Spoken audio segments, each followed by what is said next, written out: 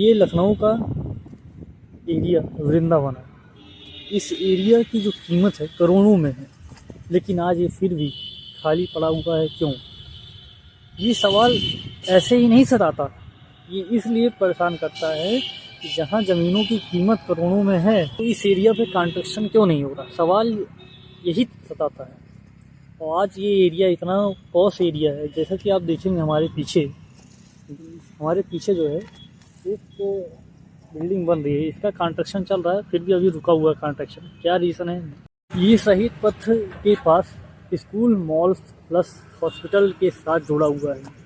फिर भी आज मैं आपको बताना चाहूँगा इस एरिया का जो है सच्चाई क्या है, क्यों यहाँ पे करोड़ों की संपत्ति जो है रोक लगा हुआ है, क्यों काम नहीं हो रहे हैं, ऐसा क्या रीज़न है यहाँ पे।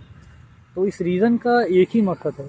पहले रीज़न है इसका लैंड होल्डिंग, जो कि बड़े इन्वेस्टर इस लैंड को लेकर उसे होल्ड करते हैं और बिना ईंटें रखे उस ज़मीन की कीमत कुछ 10 सालों में करीब 1 करोड़ के पार हो जाती है। सबसे बड़ा रीज़न यही है। बड़े इन्वेस्टर छोटे लोगों के जो सपने होते हैं कि सिटी में चल के कभी कुछ करेंगे हम, तो उस चीज़ को पूरा करने के लिए बहुत टाइम लेते हैं और लोग लैंड का जो है एक्वायर कर लेते हैं और उसे महंगे में बेचते हैं। दूसरा रीज़न आम आदमी के पहुंच के बाहर।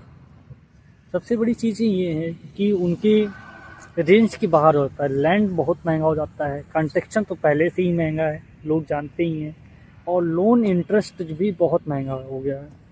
और इस वजह से रिज़ल्ट जो है क्वेश्चन मार्क है, कुछ भी नहीं पता है क्या होने वाला है उस लैंड का। और सबसे बड़ी चीज़ है, लोग फ्लैट तो ले लेते हैं, लेकिन ज़मीनों पे घर बनाना उनका सपना रह जाता है।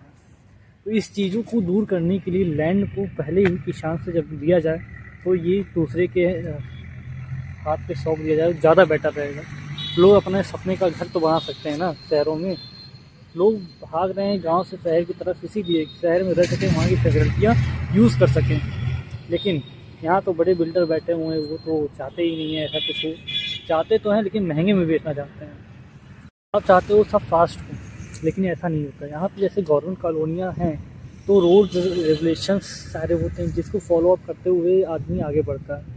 तो इस चीज़ को फॉलो करने पे अप्रूवल, एग्रीमेंट सारी चीज़ होने के बाद ही आपको अलॉटमेंट दिए जाते हैं यहाँ पे। तो आप भी यहाँ आ सकते हैं और प्लॉट ले सकते हैं। लीगल और फ्यूचर का डर, ये चौथा रीज़न है, जो कि लोग ज़मीन ले लेते हैं और ज़मीन को खाली रखते हैं कि कम रिस्क होगा, ज़मीन खाली है, रिस्क कम है।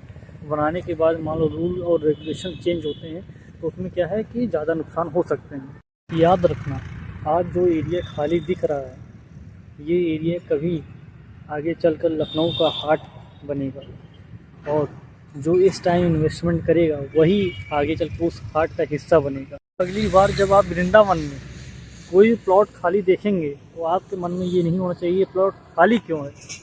ये सिर्फ फ्यूचर का इन्वेस्टमेंट है जो लोग बिछा के छोड़ दिए हैं, और 10 सालों बाद इसकी कीमत करोड़ों अरबों में होगी। आप क्या सोचते हो, वृंदावन में घर बनाना सही है या नहीं? यह डिसीज़न कैसा है? तो हमें प्लीज़ आप कमेंट में ज़रूर बताइएगा। और इस एरिया को आप एक बार फिर से नज़र दीजिए। कम से कम 4 से 15 से 20 बीघे ज़मीन खाली पड़ी हुई है। तो आपको मौका मिले तो आप क्या करना चाहेंगे? Thank you.